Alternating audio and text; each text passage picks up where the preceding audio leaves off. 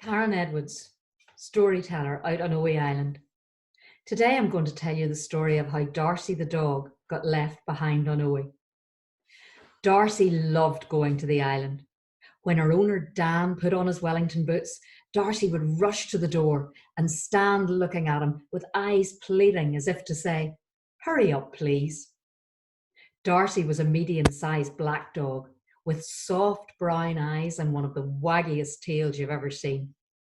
Her sister Pepper was golden brown with the same soft brown eyes, but she was twice the size of Darcy, if not more, because Pepper used to spend all day in the house.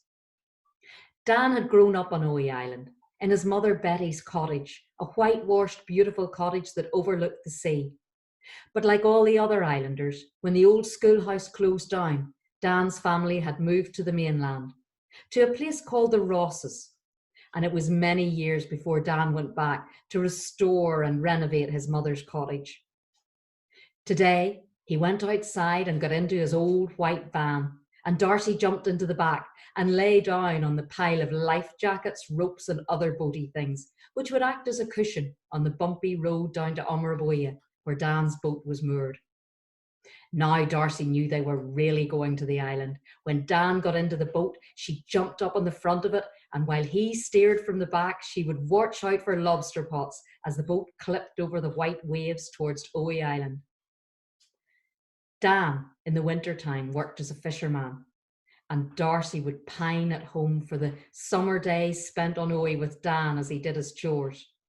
Today he was planning to dig over the vegetable garden and plant the first earlies, potatoes that would grow up beautifully white and flowery and make the tastiest dinner with fish caught fresh from the sea. As soon as Dan pulled the boat alongside the quay, Darcy jumped out, and she watched as he carefully tied the ropes to the metal rings that were concreted into the quay. There were no cars on Owey, but people now had brought in quads, which made carrying building materials and fuel so much easier than in the days when everything had to be wheelbarrowed up from the Spink, as it was called, the natural harbour where the boats were moored. Dan got onto his quad and drove up the hill with Darcy running in front of him, tail wagging in the wind like a flag. They got up to the log cabin where Dan stayed while he was working on his mother's house, and Darcy watched expectantly as he opened the door. Then the picnic lunch was dropped off, and it was off down to Sid's house for the coffee and Darcy's favourite biscuits. She was always very polite and took them gently from a proffered hand. Dan and Sid would sit talking for hours, yarning about what went on the island. And soon Darcy would get bored.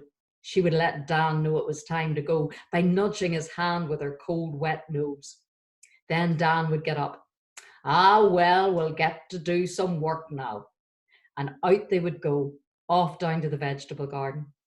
Sometimes Darcy would sit up in the front of the quad in the basket and let the warm summer sun warm her back. On other occasions, she would rush off through the heather, chasing the birds.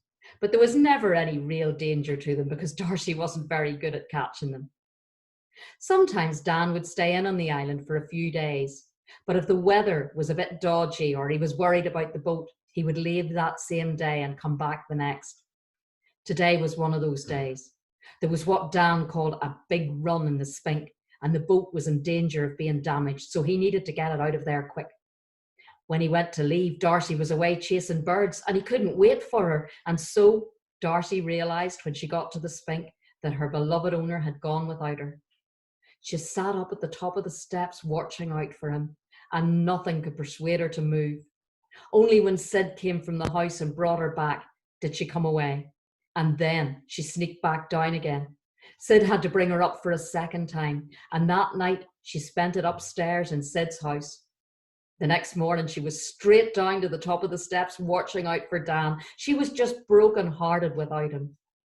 Finally, her prayers were answered. She saw the boat coming over the waves, and when Dan landed at the quay, her tail wagged for the first time since he had left. That day, Darcy stuck to Dan like glue. She wasn't going to get left behind again. No, never. She didn't want to be left on Owey without Dan. Thank you.